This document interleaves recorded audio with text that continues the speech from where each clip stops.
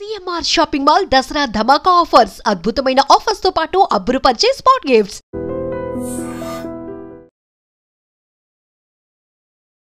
నమస్తే, welcome to iDream talking point with కవిత.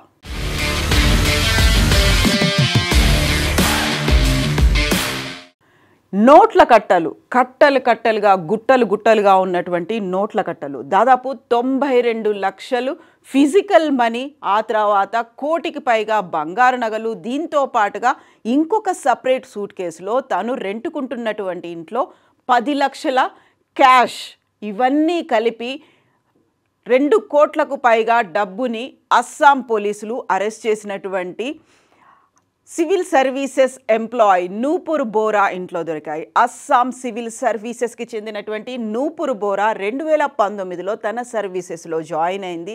అయితే అప్పటి నుంచే తన అక్రమార్జన అనేది మొదలైంది అని ఐడెంటిఫై చేసింది అస్సాం ప్రభుత్వం. దీంతో పాటుగా హిమంత బిశ్వ శర్మకి సంబంధించినటువంటి స్పెషల్ విజిలెన్స్ టీం తన ఇంటి మీద, తన చేస్తున్నటువంటి చర్యల మీద, ప్రతి కదలికల మీద నిఘా పెట్టింది. ఈ నేపథ్యంలోనే నిన్న తను నివాసం ఉండేటువంటి బార్పేట నివాసంతో పాటుగా కామ్రూపులో ఉన్నటువంటి తన ఇంకొక నివాసంలో కూడా సోదాలు చేస్తే 2 కోట్లకు పైగా క్యాష్ని, అందులోనూ బంగారు ఆభరణాలు, మిగతా జ్యువెలరీని ఐడెంటిఫై చేశారు. కేవలం 6 ఏళ్ల కాలంలోని ఇంత డబ్బు ఎలా దొరికింది, ఇంత డబ్బుని అంత అక్రమంగా తను ఎలా సంపాదించగలిగింది అనే విషయాలు చూస్తే మొత్తం కంప్లీట్లో అస్సాంకి సంబంధించినటువంటి డెమోగ్రాఫిక్ చిత్రం అదైతే కనిపిస్తోంది. అక్కడ భౌగోళిక స్వరూపం కావచ్చు, లేకపోతే అక్కడున్నటువంటి స్థితిగతులకి అద్దం పట్టేలా నూపూర్ బోరా చేసినటువంటి అవినీతి, అక్రమార్జన ఉంది అనేది కనిపిస్తుంది. అస్సాం సివిల్ సర్వీసెస్లో 2019లో జాయిన్ అయినటువంటి నూపూర్ బోరా తన రెవెన్యూ సర్కిల్ ఆఫీసర్గా పనిచేస్తోంది. కాంపురా జిల్లాలోని ఒక చిన్న మండలానికి సంబంధించి అక్కడే తను 6 నెలలుగా అక్రమార్జన చేస్తోంది. ఆ అక్రమార్జన కూడా అక్రమంగా అక్కడున్నటువంటి ల్యాండ్స్ని స్థానికేతరులకు అప్పగించే పని చేస్తోంది. దానికి 1500 నుంచి 2 లక్షల రూపాయల వరకు తను ప్రతిసారి ప్రతి ఒక్కరి దగ్గర డబ్బు డిమాండ్ చేస్తోంది అనేది హిమంత బిశ్వ శర్మ అనౌన్స్ చేశారు. అస్సాం సీఎం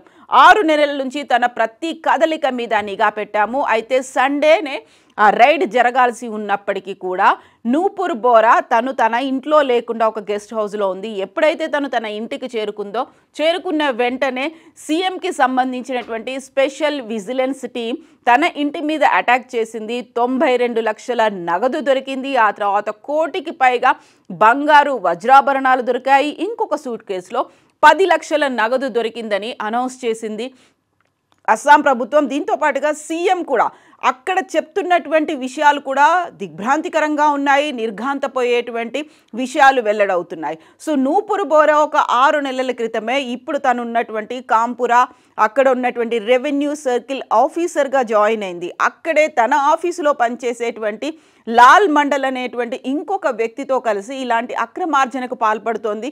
అక్రమంగా అక్కడున్నటువంటి ప్రభుత్వ భూమితో పాటుగా పట్టా ల్యాండ్స్ను కూడా సస్పీషియస్ పర్సన్స్కి వాళ్ళ పేరున తను రిజిస్టర్ చేసింది, ట్రాన్స్ఫర్ చేసింది అనేటువంటి వార్త, ఒక దిగ్భ్రాంతికరమైనటువంటి సంచలనమైనటువంటి మాటని సీఎం స్వయంగా అనౌన్స్ చేశారు. యాక్చువల్గా అస్సాంకి సంబంధించి చూస్తే 35 జిల్లాలు ఉంటే అందులో 15 జిల్లాలు ముస్లిం డామినేటెడ్ జిల్లాలుగా ఉన్నాయి. ఒక్కొక్క జిల్లాలో ఆల్మోస్ట్ 90% పైగా అక్కడ ముస్లిమ్స్ ఉన్నారు. 2041 కల్లా ఈ జనాభా పాపులేషన్ అనేది 50% చేరుకుంటుంది అనేటువంటి ఒక వాదనని అస్సాం ప్రభుత్వం అయితే చెప్తోంది. దీంట్లో ప్రధానంగా కనిపిస్తోంది ఇల్లీగల్ మైగ్రెంట్స్గా వస్తున్న వాళ్ళు, ఎక్కువగా వెస్ట్ బెంగాల్ నుంచి వస్తున్న వాళ్ళు, దాంతోపాటుగా బంగ్లాదేశ్ నుంచి వస్తున్న వాళ్ళు అస్సాంలోనే అక్కడ కేంద్రంగా చేసుకుంటున్నారు.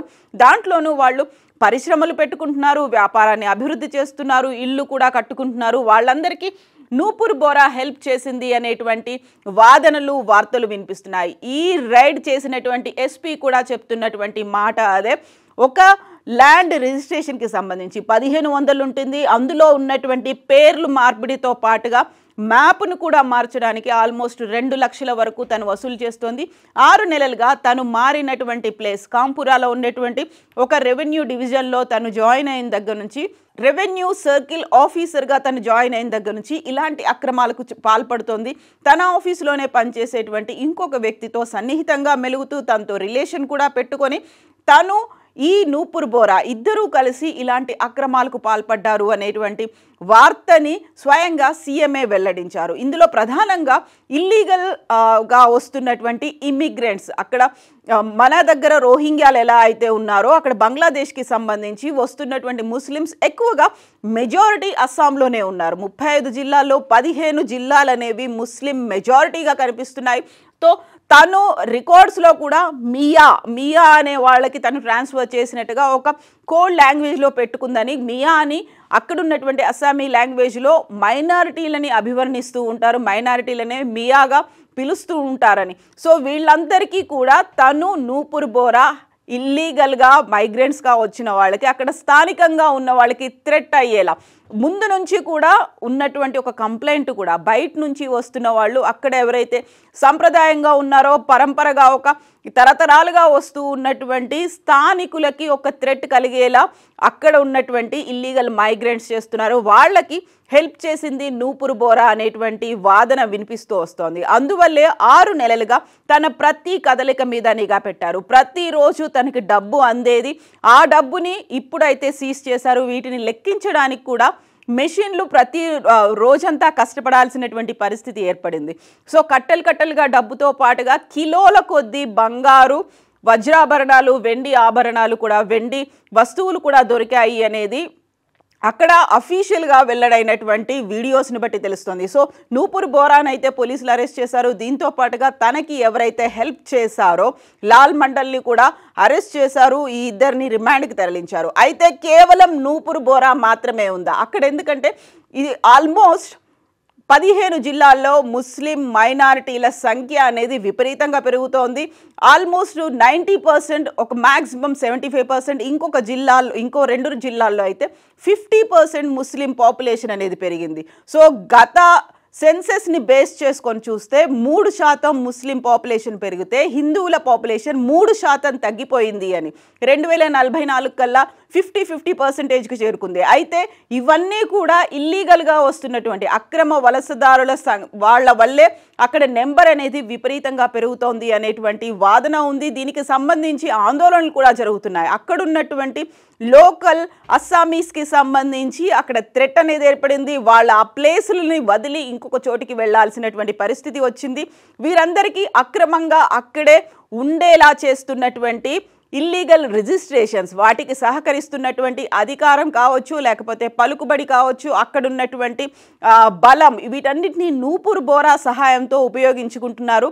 దానివల్లే అక్కడ ముస్లిం పాపులేషన్ అనేది పెరిగింది అనేది ఒక సస్పీషియస్ వ్యక్తులకి తను ట్రాన్స్ఫర్ చేసింది. సస్పీషియస్ వ్యక్తుల పేర రిజిస్టర్ అయినట్టుగా అయితే గుర్తించారు. సో అందరికీ మియా అనేటువంటి కోడ్తో తను పెట్టుకుంది కాబట్టి వాళ్ళందరూ మైనారిటీలు, వాళ్ళందరూ ఇల్లీగల్గా వచ్చినటువంటి వ్యక్తులు అనేటువంటి వాదన ఉంది. సో 35 జిల్లాల్లో 15 జిల్లాలు అనేవి ఇప్పుడు ముస్లిం మెజారిటీ జిల్లాలుగా మారిపోయాయి. వాళ్ళకి ఇల్లీగల్గా వచ్చినటువంటి మైగ్రెంట్స్ని ఇప్పుడు తరలించే పని చేయాలి. దానికి ఒక పక్కాగా పకడ్బందీగా నూపూర్ బోరా హెల్ప్ చేస్తోంది. కాబట్టి ఒక నూపూర్ బోరాని అయితే అరెస్ట్ చేశారు. కానీ ఇలాంటి ఆ 15 జిల్లాల్లో ప్రతి మండలంలో ఉన్నటువంటి రెవెన్యూ సర్కిల్ ఆఫీసర్స్ ఏం చేస్తున్నారు? వాళ్ళకి హెల్ప్ చేస్తున్నారా, లేకపోతే అక్కడ సెటిల్ అవ్వడానికి కావలసినటువంటి రిజిస్ట్రేషన్స్ అనేవి చేస్తున్నారా? వీటన్నిటి మీద కూడా సీఎం విజిలెన్స్ టీమ్ అయితే ఫోకస్ పెట్టింది. అందులో మొట్టమొదటిగా నూపూర్ బోరాని అయితే ఐడెంటిఫై చేశారు.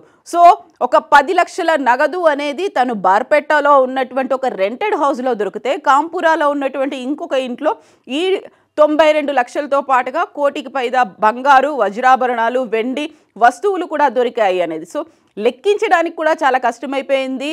మిషన్లను తెప్పించి లెక్కించాల్సినటువంటి పరిస్థితి కూడా వచ్చింది. సో కేవలం ఇది నూపూర్ బోరాకి, లాల్ మండల్కి సంబంధించినటువంటి వ్యవహారం మాత్రమే కాదు. ఇందులో 2 వ్యక్తులు మాత్రమే ఇన్వాల్వ్ అయ్యలేరు. ప్రతి రెవెన్యూ డివిజన్లో కూడా ప్రతి మండలంలో కూడా అక్కడ ఉన్నటువంటి వ్యక్తుల మీద నిఘా పెట్టాల్సినటువంటి అవసరం ఉంది అనేదైతే ఇప్పుడు అస్సాం ప్రభుత్వం ఒక నిర్ణయానికి వచ్చింది. అస్సాం సివిల్ సర్వీసెస్లో 2019లో జాయిన్ అయినటువంటి నూపురు బోరానే 2 కోట్లకు పైగా ఇంత అక్రమాస్తులను కూడగట్టగలిగింది అంటే మిగతా వారి పరిస్థితి ఏంటి? వారిని ఐడెంటిఫై చేయడానికే ఇప్పుడు విజిలెన్స్ టీమ్ అనేది పనిలో పడింది. ఒక్కొక్క రెవెన్యూ డివిజన్లో ఎక్కడైతే మైనారిటీలు మెజారిటీగా మారారో, ఎక్కడైతే ఇల్లీగల్గా ఇమిగ్రెంట్స్ వచ్చారో, అక్రమ వలసదారులు వచ్చారో వారన్నిటి మీద నిఘా పెట్టడమే లక్ష్యంగా అస్సాం గవర్నమెంట్ పనిచేస్తోంది. నిజంగా ప్రస్తుతం ఉన్నటువంటి సమాజం దేనికి ప్రయారిటీ ఇస్తుంది? ఆర్థిక సంబంధాల చుట్టూ మాత్రమే తిరుగుతుంది. మళ్ళీ ఎన్నికలంగానే చాలా విరక్తి కలుగుతాను. మంచి అనిపిస్తుంది కదా, లేడీస్ కూడా ఛాలెంజింగ్ జాబ్స్ చేసినప్పుడు చాలా బాగుంటది. ట్రాఫిక్ అసిస్టెంట్స్ గా నియమించిన ట్రాన్స్జెండర్స్ అందరితో సాల్యూట్ చేయించుకుంటున్నారు. ఫుడ్ డెలివరీ ఇవ్వటానికి వెళ్ళినటువంటి డెలివరీ బాయ్ అనిల్ పై కళ్ళ ముందు పెళ్ళండి